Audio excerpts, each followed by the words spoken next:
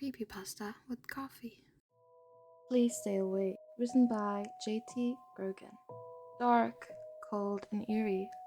Those are the only words I can come up with to describe the house in which I had lived with my family for the majority of my life. Mostly dark, blistering cold during the winter, and always eerie. Sometimes there would be strange noises coming from the cellar too. It had often given me the creeps, though I would never admit that to my mother. I'd figure I was too old to let some silly noises scare me anyway. I'd been trying to act like the man of the house ever since my dad left when I was 7. I had always hoped I would never turn out like my father, whom I hated with burning passion. As far as he goes, I suppose I'd better just leave it at that. I lived in the house with my mother, Linda, and my uncle Kevin, on a vast piece of land in Steinen, Indiana. Steinen was a tiny piece of shit in the middle of nowhere. Nobody liked living there. I didn't have any friends because I was homeschooled, and I've never even seen another kid my age in Steinen.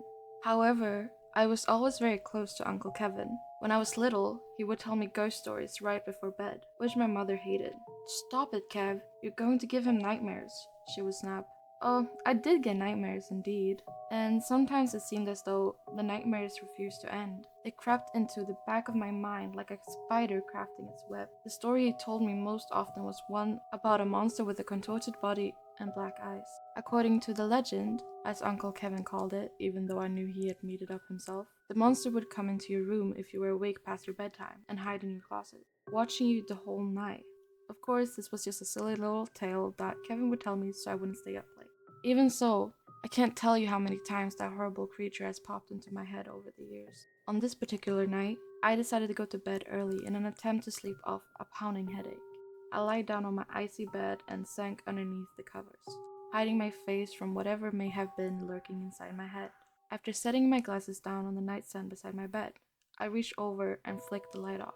The darkness made me feel alive, in a very strange way, almost as though I was mesmerized by the nothingness. As I looked around the room, seeing almost nothing but the pitch black darkness surrounding me, I felt entranced, as if something was forcing me to look. Of course, there was nothing to look at least not with the eyes.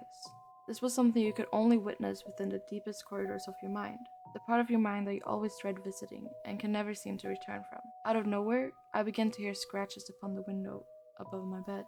My eyes immediately burst open, and I felt like I was unable to close them again. What the fuck was that? I asked myself. Nothing, of course. It was nothing. It couldn't have been anything, right? Right. Just my mind playing tricks on me in the dark. No big deal. But in a moment of childish curiosity, I decided to peer out the window, just to make sure I was hearing nothing more than a tree branch brushing against the glass. But then it hit me like a bag of bricks. There is no tree next to my window. Still, I decided it would be better to sleep it off and think more about it in the morning. It was probably all in my head. It had to be. I found it unusually difficult to fall asleep that night, as if somebody or something was trying to keep me up. I woke up the next morning with that sound still locked in my brain. I had to have been coming from somewhere, but where? I had no idea. But then I remembered the cellar. I built up as much courage as I could muster and slowly crept down into the abyss. Jesus, I hadn't been down there in a year, maybe longer. I'd almost forgotten what it looked like. Nothing but clouds of cobwebs and stacks of cardboard boxes shoved against the walls. I rustled through a couple of boxes until I stumbled upon a picture drawn when I was a child. It was the sketch of a grotesque creature. It definitely wasn't human. This thing barely even had a face, just dark black eyes and no mouth. Its body was tall and thin, and was contorted into a shape that I had never even seen before. The more I looked at the drawing, the more I was reminded of that story my uncle used to tell me. It appeared to be raining above the creature, and toward the bottom of the paper I had scribbled, "Please stay awake," in giant letters. I didn't know what the hell that was supposed to mean, but I folded up the paper and stuffed it in my pocket. I quickly made my way up the staircase into the kitchen and went about my day as usual, keeping that drawing in my mind, trying to remember what it meant and why I'd drawn it in the first place. I looked outside and noticed that it had begun to rain. I didn't want to think about that creature any longer, so I walked into my dimly lit room and plopped onto my bed. I fell asleep before I even knew it.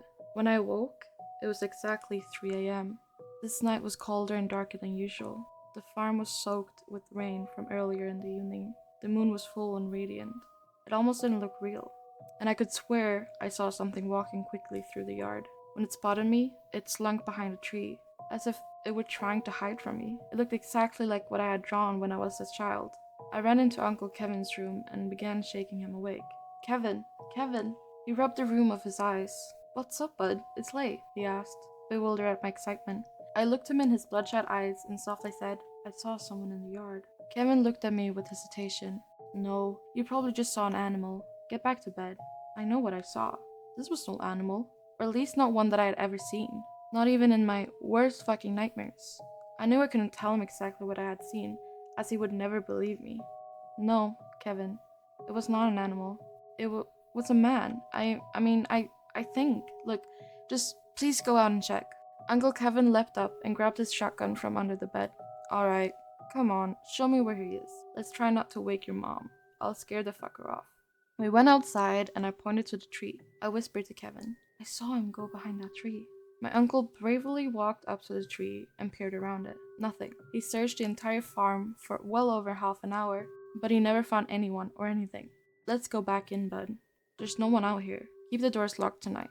He was wrong. I knew there was something out there. I crawled into bed and threw the covers over my face. I could hear the blistering wind coming from outside. It pierced my ears with a whistle that I thought only dogs could detect. Suddenly, I heard a tapping sound upon my window. The sound grew louder with each tap. I tightened the blankets around my body. The taps slowly turned into knocks. Louder and faster the knocks became. The knocks turned into bangs. I thought the glass was going to break.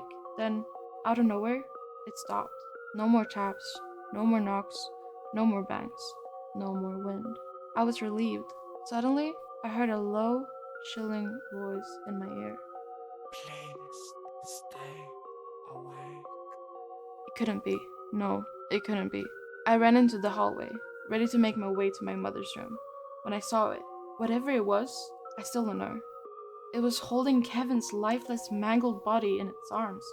Carved deeply into my uncle's torso were the words, Please stay awake. I tried to let out a scream, but only silence filled the air. I sprinted through the door of my mother's bedroom and saw her body lying in the middle of the floor. She was covered in blood, and her left arm had been ripped straight out of its socket. Written next to her in her own blood were the words, Please stay awake. I began to sob, and when I turned around, the creature was gone. I don't know where the hell it went, and I'm not sure I want to. I closed my eyes as tightly as I could and let out the loudest scream I could muster. I called the police and lied down on the cold, now blood-soaked floor, waiting for them to arrive. It felt like hours. Finally, the police showed up to find me in the fetal position next to my mother's corpse. I told them everything I saw. I showed them my drawing. I told them about the taps, the knocks, the bangs. I told them what I'd seen outside. But of course, they wouldn't hear a word of it. Why would they?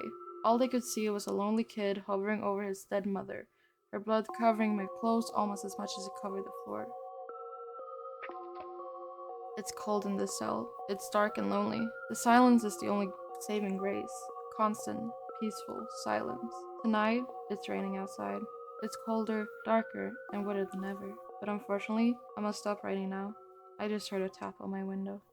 Thank you guys so much for listening to this creepypasta and watching me draw, and I hope you guys enjoyed it and want to see more of this, and maybe with speed paint that is actually connected to the story. Thank you so much again. Bye bye.